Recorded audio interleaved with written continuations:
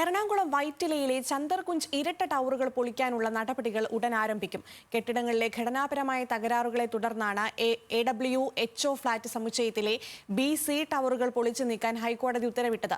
ഫ്ളാറ്റുകൾ പൊളിക്കാൻ മുംബൈ ആസ്ഥാനമായി പ്രവർത്തിക്കുന്ന എഡിഫൈസ് എഞ്ചിനീയറിംഗ് നൽകിയ ടെൻഡറാണ് അംഗീകരിച്ചത്. 2020 മരടിലെ 5 ഫ്ളാറ്റുകൾ പൊളിച്ചു നീക്കിയത് ഇതേ കമ്പനിയായിരുന്നു.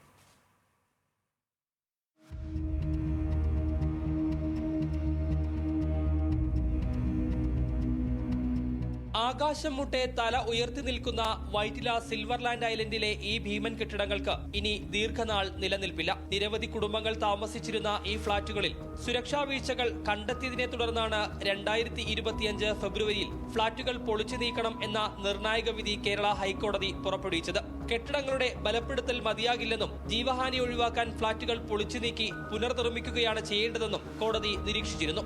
ഈ ഉത്തരവിന്റെ അടിസ്ഥാനത്തിലാണ് ജില്ലാ കളക്ടറുടെ നേതൃത്വത്തിൽ രൂപീകരിച്ച വിദഗ്ധ സമിതി ഫ്ളാറ്റുകൾ പൊളിക്കാനുള്ള നടപടികളുമായി മുന്നോട്ടു പോകുന്നത്.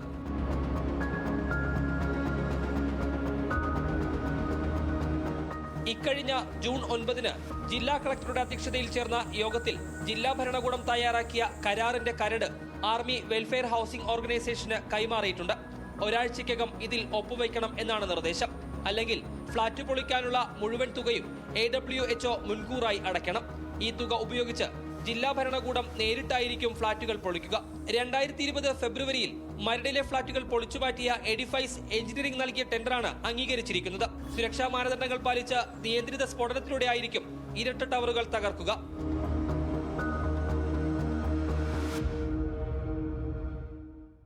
എഡിഫൈസ് എഞ്ചിനീയറിംഗുമായി പൊളിക്കൽ കരാറിൽ ഔദ്യോഗികമായി ഒപ്പുവയ്ക്കുന്നതോടെ ചന്ദർകുഞ്ച് ഇരട്ട ടവറുകളുടെ അവസാന നാളുകൾ എണ്ണപ്പെട്ടു തുടങ്ങും.